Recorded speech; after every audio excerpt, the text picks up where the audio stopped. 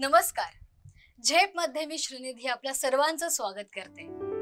आपण पाहिलंच असेल, या मालिकेच्या माध्यमातून आपल्या भेटीस येणारे यशस्वी मराठी उद्योजक हे कशा प्रकारचा संघर्ष करत उद्योगात यशस्वी झालेले आहेत. मात्र यापैकी बहुतांश उद्योजक हे अतिशय गरिबीतून वर आलेले होते.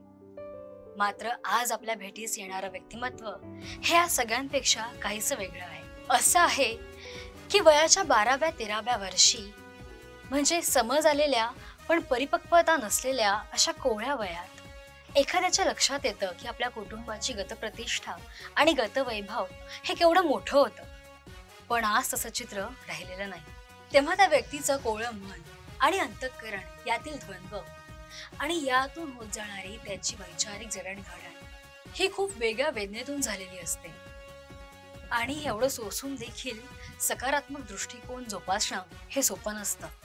आणि अशा कठीण मानसिकतेतूनही ज्यांनी त्यांच्या खानदानाला गतप्रतिष्ठा आणि गतवैभव परत प्राप्त करून दिलं, शिक्षण संस्था उभारल्या, बांधकाम व्यवसाय उभारला, असे समाजकारणी, एक उत्तम वक्ते, लेखक आणि शेती आणि गावच्या मातीशी नातं कायम राखणारे बहुआयामी व्यक्तिमत्व म्हणजे जाधवर ग्रुप ऑफ इन्स्टिट्यूटचे संस्थापक, संचालक म्हणजेच माननीय प्राचार्य डॉक्टर सुधाकर जाधवर.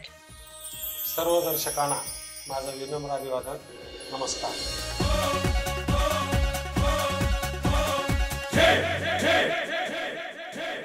माझा जन्म 6 जून 1961 साली वडजी या गावी झाला.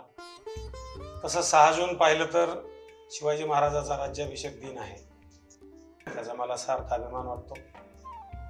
आमचं वडजी हे गाव अत्यंत चांगल्या पद्धतीचं आहे आणि जे गाव एक्सक्लुझिव्ह आहे, वेगळ्या पद्धतीनं या अर्थानं मी बोललो की हे निजामामधील शेवटचं गाव होतं. हे निजाम स्टेटमधलं शेवटचं गाव, उस्मानाबाद जिल्ह्यामधलं शेवटचं गाव, पूर्वीच्या कळंब तालुक्यामधलं शेवटचं गाव आणि मराठवाड्यामधलंही शेवटचं गाव. या गावाला एका बाजूला सोलापूर जिल्हा आहे तर दुसऱ्या बाजूला बीड जिल्हा. अशा पद्धतीनं हे गावाचं वैशिष्ट्य आहे. गावाच्या एका बाजूला पूर्ण डोंगर आहे, त्यामुळे दुधाची, जनावरांची, चाऱ्याची सोय होते आणि दुसरा जो भाग आहे इथं अत्यंत चांगल्या प्रतीची काळी जमीन आहे, ज्याच्यामध्ये पेरताना एकदा पाऊस पडला तरी पीक त्याच्यामध्ये येतं. इतका सुंदर शिवार या गावाला लाभलेला आहे. आणि या गावामध्ये दाजिबाचा वाडा हा एक प्रसिद्ध वाडा आहे आणि या वाड्यामध्ये पूर्वीच्या काळामध्ये आमचे आजोबा हे या ठिकाणी वडजी गावचे पहिले सरपंच झाले. माझे वडील उद्धवराव जाधवर शेतकरी होते आणि एका वर्षी आमचे सगळे बैल मेले. 4 बैल होते आणि शेती पडीक पडली. मग ती अनेक वर्ष ती पडीक राहिली, दुसऱ्याकडून करून घेतली, पुन्हा बैल घेतले, पुन्हा ती हळूहळू झाली. परंतु एक 5-7 वर्षाचा किंवा 10 वर्षाचा असा काळ म्हणजे माझ्या 9वी नंतरचा, माझी आई वारल्यानंतरचा काळ जो आहे तो खूप हलाख्याचा आणि वाईट परिस्थितीचा होता. कारण आर्थिक परिस्थिती अत्यंतच खालावलेली होती. आई तर मी 9वीला असतानाच वारली, त्यामुळे मी शाळेत असताना मला काही जास्त तिचा सहवास लाभला नाही आणि जास्त आठवतही नाही. तिचा फोटो सुद्धा आमच्याकडे उपलब्ध नाही. 1977-78 सालची घटना आहे. सुधाकर आईला आबाई म्हणतो आबाई आई जेव्हा सुधाकरची वारली तेव्हा तिच्या अस्थी आम्ही बांधून घरामध्येच टांगून ठेवल्या होत्या. 4-5 वर्ष आम्हाला त्या अस्थी पंढरपूरला नेहून विसर्जित करता आल्या नाही. एक 4 वर्षांनी सुधाकरनी आम्ही 8 रुपये गोळा केले आणि 8-8 रुपये घेऊन आम्ही बार्शी लाईट गाडी जी छोटी रेल्वे होती तिला आम्ही पंढरपूरला त्या अस्थी विसर्जन करण्यासाठी गेलो. त्या ठिकाणची माणसं आम्हाला म्हणत होती नदीच्या कडेची की तुम्ही आम्हाला 25 पैसे दिल्याशिवाय आम्ही तुम्हाला या अस्थी विसर्जित करू देणार नाही. मग आमच्या पुढे मोठा प्रश्न होता की आता कशा विसर्जित करायच्या नेऊन अस्थी. मग सुधाकर आम्ही रेल्वेच्या पुलाकडं त्यांचा डोळा चुकून मुकाट्यात चालत राहिलो. सुधाकरनं त्या अस्थी घेतल्या आणि तो चंद्रभागेत उतरला. डोहामध्ये एक डुबकी मारली. आबाई असं म्हणून त्यांनी मोठ्यानं हंबरडा फोडला आणि त्या अस्थी विसर्जित करून टाकल्या. अशी ही दुःखद घटना आजही आम्हाला आठवते आहे. दुसरी तितकीच महत्वाची गोष्ट, सुधाकर बार्शीला M.Com ला असताना सुभाषनगर वरून शिवाजीनगरला M.Com ला चालत जात होता. तेव्हा त्यांनी 7 वर्षे गोड तेल खाल्लं नाही असा जीवन संघर्ष त्यांनी केलेला आहे. त्याला मी साक्षी आहे, सारं गाव साक्षी आहे. माझे वडील 2 वेळा या गावचे ग्रामपंचायतचे सदस्यही ते होते.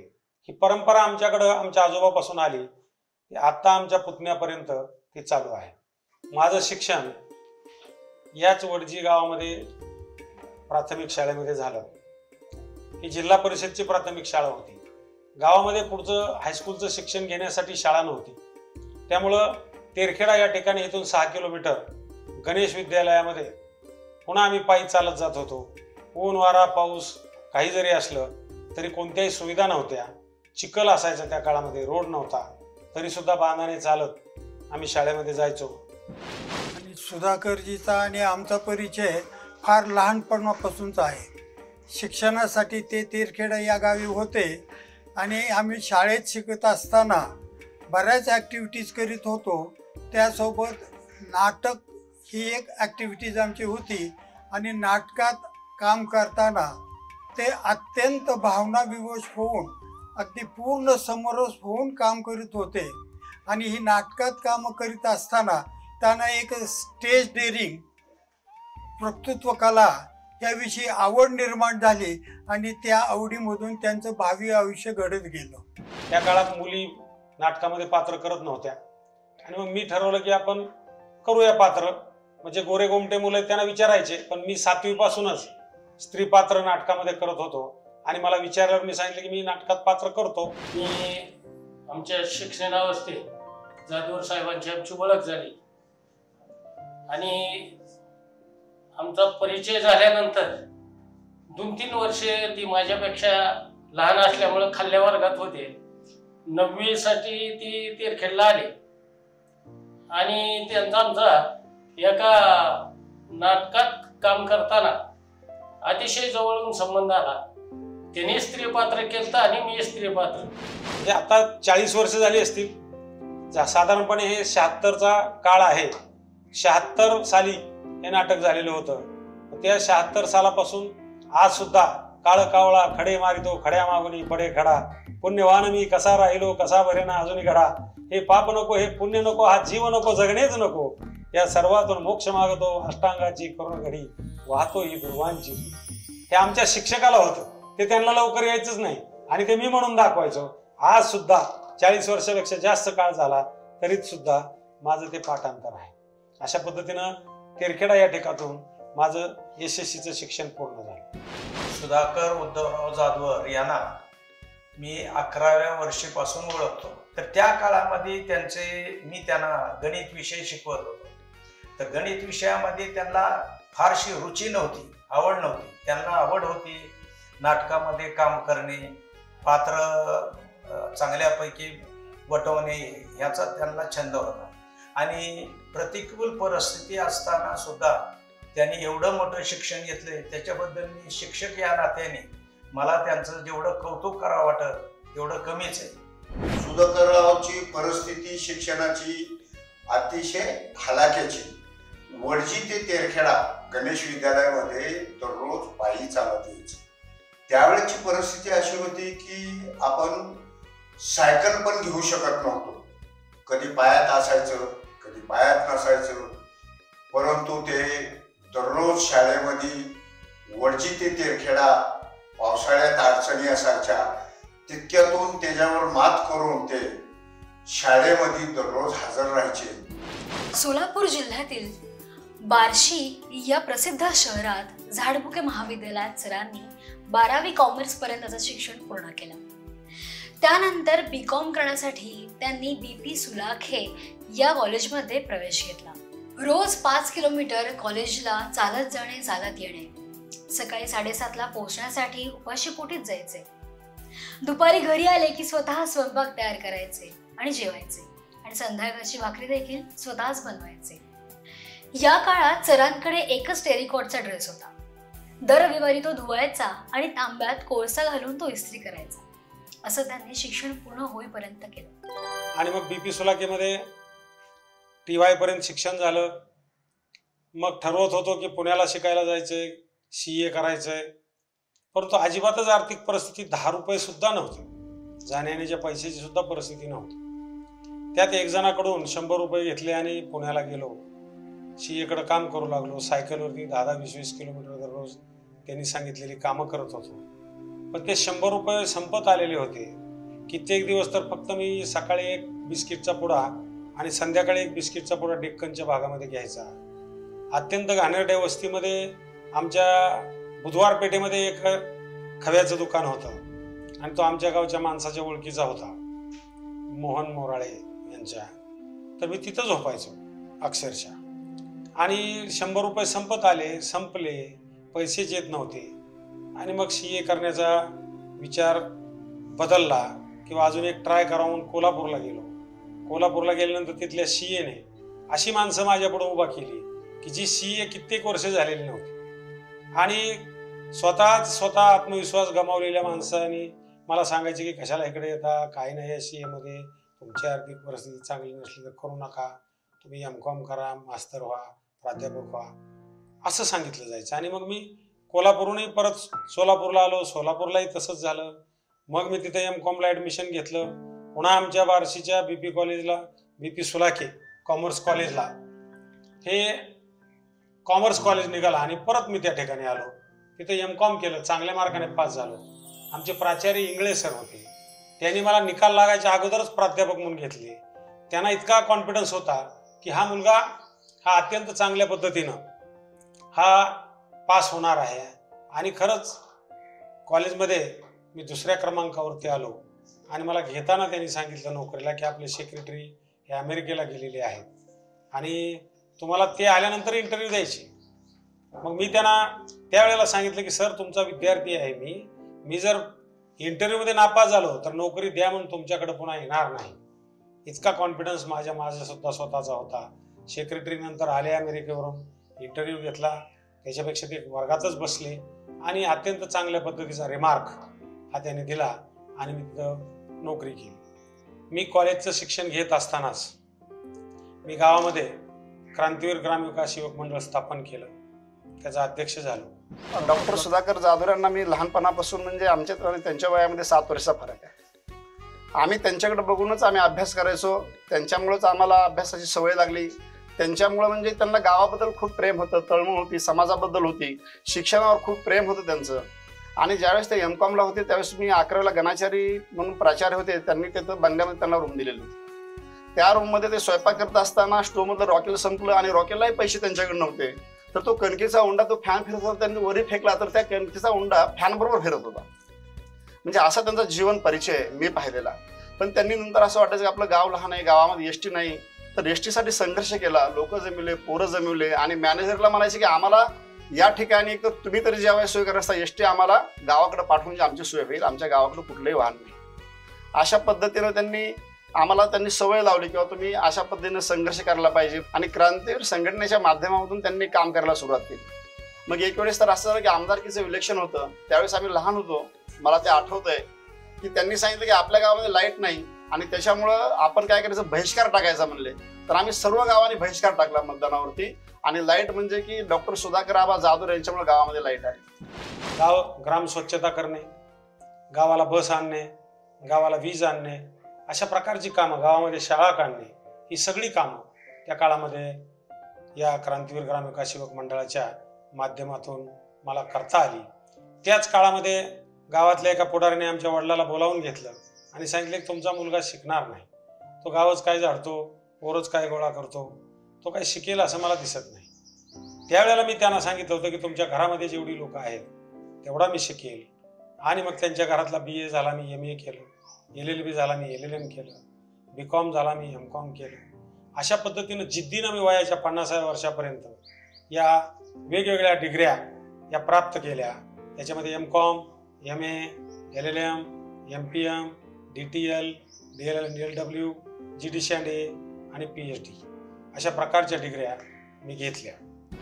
गावासाठी फार तळमळीनं एकोपा तयार करून झटणारा माणूस म्हणून सुधाकर जाधव यांच्याकडे पाहिलं जायचं त्या काळामध्ये. आणि ज्यावेळेस शिक्षणामध्ये आपण शिकलं पाहिजे आणि लोकाला पण शिकवलं पाहिजे याविषयी त्यांच्या मनात तळमळ असायची. आणि गावामध्ये अनेक छोटे मोठे उद्योग व्यवसायात लोक लागली पाहिजे ही पण त्यांची तळमळ असायची.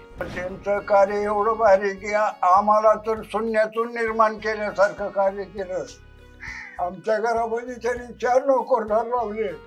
आमच्यावर भयंकर उपकार आहे त्यांचं. प्रत्येक काम कुणाच गावामध्ये कुणाबद्दल मी अतिप्रेम करणारे, कुणाला बी सहकार्य करणार, कुणाचं लग्न कार्य असो काय असो, कधी कोणाचा दिवस पाळणार नाही, काय नाही, एवढं कार्य त्यांचं भारी. सुद्धा या शब्दांनीच आम्ही त्यांचा उल्लेख करतो. वडजी गावामध्ये आमच्या ग्रुपनं क्रांतीवीर ग्रामविकास युवक मंडळ नावाचं एक आमची संघटना आहे, आज पण कार्यरत आहे. त्याच्या अंतर्गत क्रांतीवीर ग्रामीण सार्वजनिक वाचनालय लायब्ररी चालवते. ते अध्यक्ष आहेत, मी सचिव आहे सध्या. मी इथं काम पाहतो आणि त्यांनी सांगितलेलंच आहे गावातली जिम्मेदारी ही आमच्याकडे दिलेली आहे, पुण्यातली जिम्मेदारी त्यांनी त्यांच्याकडे घेतलेली आहे. परंतु या ठिकाणी आम्हाला जो थोडासा वाव मिळतो त्यातच आम्ही त्यांच्या गाईडलाईन खाली जेवढे शक्य तेवढ्या पद्धतीने आम्ही चांगल्या पद्धतीनं काम करतो. जाधवर सरांच्या आईचा मृत्यू त्यांना योग्य वैद्यकीय उपचार न मिळाल्याने झाला आणि या गोष्टीची त्यांना कायमस्वरूपी खंत होती. माझ्या आईचं निधन हे औषध पाणी नीट वेळेत मिळालं नाही म्हणून झालेलं होतं. आणि एक डॉक्टर मला भेटले, त्यांच्याही आईचं निधन औषध पाण्याशिवाय झालेलं होतं. आणि म्हणून तेही माझ्या बरोबर आले आणि डॉक्टर वैद्य असं त्यांचं नाव होतं. आणि आम्ही नर्गिस दत्त कॅन्सर हॉस्पिटल हे संजय दत्त यांच्या वडिलांनी देणगी देऊन नर्गिस दत्त गेल्या त्यावेळेला बार्शी या ठिकाणी उभारलेलं होतं. आणि फक्त ₹1.25 किलोमीटरनं ती गाडी आम्हाला देत होते, ज्याच्यामध्ये ऑपरेशन सहित सगळ्या सुविधा होत्या. आणि ते एक हॉस्पिटल हे अत्यंत चांगल्या पद्धतीनं मदत करत होतं. आणि 40 गावामध्ये आम्ही महिला यांचं फार मोठ्या प्रमाणावरती ब्रेस्ट कॅन्सर, युट्रस कॅन्सर याच्यावरती काम केलं. आणि इथून टाटाला आम्ही महिला पाठवत होतो आणि मोफत इलाज त्यांचे करून कितीतरी महिलांना त्याचा फायदा हा करून दिला. लहानपणापासून त्याला संघटना करायचा नाद होता. क्रांतीवीर म्हणून संघटना तयारी देखील केलं. त्याच्या माध्यमातून बारसूर गाडी बस गावासाठी मागवली. सगळ्याला मिळून मिसळून घेणारा स्वभाव आहे. मी लहानपणापासूनच म्हणजे त्यांच्याकडे बघूनच वाढलो. त्यांना आम्हा सगळ्या भावंडांना सगळ्यांना शिक्षण दिलं व्यवस्थित, सगळ्यांचं व्यवस्थित सगळ्यांना नोकरी वगैरे लावली आणि सर्वच त्यांच्या मार्गदर्शनाखाली आता अतिशय वेगवेगळ्या क्षेत्रामध्ये आपलं आपलं काम करत आहेत. आता मी पण आता त्यांच्या मार्गदर्शनाखाली वडजीमध्ये आता ग्रामपंचायत सदस्य म्हणून या वर्षीपासून काम करत आहे. आणि इथले सर्व त्यांचे कामे त्यांच्या मार्गदर्शनाखाली मीच बघत आहे. जेधे कॉलेजमध्ये प्राध्यापकाची नोकरी करत असताना जाधवर सरांनी लॉ पूर्ण केलं. प्राध्यापक म्हणून जेधे महाविद्यालयामध्ये पुण्याला मी जॉईन झालो. आणि मग ते करताना मला तिथं सांगितलं गेलं की इथं काढून टाकतात दरवर्षी. मग मी म्हटलं की अरे काय आता अडचण झाली ही, म्हणून मी लॉला ऍडमिशन घेतलं आणि ठरवलं की लॉ करायचं. आणि लॉ करताना दिवसभर कॉलेज असायचं, त्याच्यामुळं रात्री आवाड लॉ क्लासेस लावले. तिथे गेल्यानंतर हे आवाड सर 18 विषय हे स्वतः कुठलंही पुस्तक हातात न घेता कायद्याचं सेक्शन वाईज शिकवायचे. त्यानं मी इम्प्रेस झालो. मी ठरवलं रात्रंदिवस अभ्यास करायचो आणि दुसऱ्या दिवशी बिना हातात पुस्तक घेता शिकवायला सुरुवात केली आणि पुढं 18 विषय मी स्वतःही त्या ठिकाणी शिकवले आणि मी अत्यंत एक चांगला नामवंत प्राध्यापक म्हणून त्या ठिकाणी ख्याती प्राप्त करण्यास समर्थ झालो आणि लॉचं शिक्षण LLM पर्यंत अत्यंत चांगल्या पद्धतीनं मी पूर्ण केलं. कॉलेजच्या वेळानंतर सरांनी टॅक्स कन्सल्टंट म्हणून प्रॅक्टिस सुरू केली. प्राध्यापक म्हणून मी नोकरी करत होतो. त्याच वेळेला लॉमध्ये सुद्धा मी ॲडमिशन घेतलेली होती आणि LLB करत होतो. त्यावेळी एक लायब्ररियन बडदे नावाचे माझ्याकडे आले आणि मला ते म्हणाले की रिटर्न भरा. मी म्हटलं अरे इन्कम टॅक्स रिटर्न भरणं हे लॉमध्ये शिकवलं जात नाही, ते CAचं काम असतं. तर त्यांनी सांगितलं की नाही नाही नाही तुम्हाला येतच नाही. असं म्हणल्यानंतर माझा परत इगो जागा झाला. मी म्हटलं की हा चुकीच्या पद्धतीनं बोलतोय, त्याला समजत नाही. तर त्याचा मी पॉझिटिव्ह अर्थ घेतला आणि मग मी जातानाच एक टॅक्स कन्सल्टंटचा बोर्ड मला दिसला खाडे म्हणून.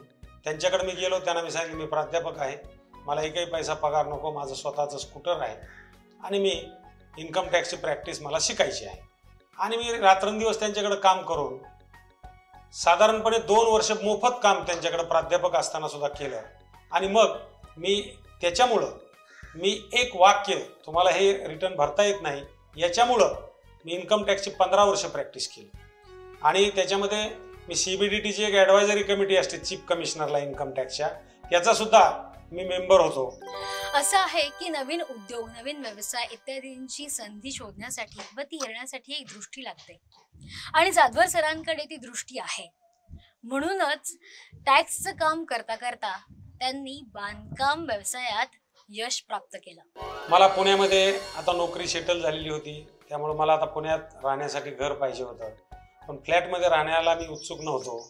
म्हणून मी कुठंतरी 1 गुंठा जागा घ्यावी आणि त्याचा बंगला बांधावा या विचारामध्ये होतो आणि अनेक ठिकाणी मी जागा शोधत होतो. एका ठिकाणी जागा शोधायला गेल्यानंतर मला जी जागा दाखवली ते हरिश्चंद्र दांगट हे पुढे नगरसेवक झाले, त्यांनी दाखवली आणि ती जागा शेती होती आणि त्या शेतीमध्ये भेंडीचं उत्पादन लावलेलं होतं आणि ती इतकी चांगली भेंडी आलेली होती. पुन्हा माझा शेतकरी जागा झाला आणि मी त्यांना म्हणलो की अहो ही जागा कशाला विकताय, ही तर भेंडी अत्यंत उत्तम शेती आहे. ते म्हणले अहो तसं नाही, माझी म्हैस पडली आणि मेली आणि मी आता आर्थिक अरिष्टामध्ये आहे, मला 80,000 रुपये कर्ज झालेलं आहे आणि मला जागा विकल्याशिवाय पर्याय नाही. त्यावेळेला तो ग्रामीण भाग होता, जागा विकणं हे कमीपणाचं समजलं जात होतं आणि म्हणून काय करावं काही कळत नाही. आणि मग त्याच वेळेला हर्षद मेहता प्रकरण झालेलं होतं आणि एक आमच्या प्राध्यापिका मॅडम होत्या, त्यांचे मिस्टर एकदा कॉलेजमध्ये आले आणि ते म्हणले की मी 5 लाखाची जागा विकली, पण बँकेत ठेवावं तर बँका बुडतायत, घरी ठेवावं तर चोर नेतायत, काय पंचायतच आहे, असं सहज बोलून गेले होते. ते वाक्य माझ्या लक्षात होतं आणि मी लगेचच हरिश्चंद्र अण्णाला म्हणाले की तुम्हाला अडचण जर असेल तर तुम्ही 5 गुंठे जागा द्या, तुम्ही 80,000 रुपये गुंठा आहे त्याच्याऐवजी 1 लाख रुपये तुम्हाला देतो, प्लस पार्टनरशिप तुम्हाला देतो. आणि मी त्यांना तयार केलं, ते तयार झाले. माझा कुठलाही त्याच्या आधी बिल्डिंगचा व्यवसाय नव्हता, काही नाही, मी साधा प्राध्यापक होतो. आणि माझ्या लक्षात आलेलं होतं की 5 लाख रुपये आमच्या प्राध्यापकीच्या मिस्टरांकडे आहेत. मी त्यांच्याकडे गेलो आणि त्यांना सांगितलं की असा व्यवसाय चालू करू, तिथं 5 गुंठे जागा देत आहेत, बिल्डिंग बांधू आपण. आणि मग ते कसा विश्वास ठेवणार माझ्यावरती, मी शिक्षक आहे, मला त्यातला अनुभव नाही. पण मी त्यांना सांगितलं की तुम्ही 5 लाख टाका, तुम्हाला 10 लाख रुपये घ्या, प्रत्येक चेकवरती तुमची सही असू द्या. या जमीन मालकालाही तसंच सांगितलं होतं, 5चे 10 तुम्ही घ्या. आणि असं करून ते दोघं तयार केले. पण माझ्याकडे पैसे आता पार्टनरशिप डीड करायला नव्हते, बँकेमध्ये खातं काढायला नव्हते. मग मी 5,000 रुपये 5 रुपये शेकड्यानं आमच्या एक शिपायाला मध्यस्थी घालून एका माणसाकडून घेतले आणि बँकेत खातं काढलं, ऑरोपाटरी डेव्हलपमेंट ॲग्रीमेंट केल्या, व्यवसाय चालू केला. आणि मी इन्कम टॅक्स माझे कॉलेज संपल्यानंतर जी वेगवेगळी कामं करत होतो त्या कामाच्या ठिकाणी जिथं ओळखी होत्या त्यांना मी फ्लॅट चालत विकायचो आणि बिल्डिंगचा व्यवसाय हा असा करत सुरू झाला.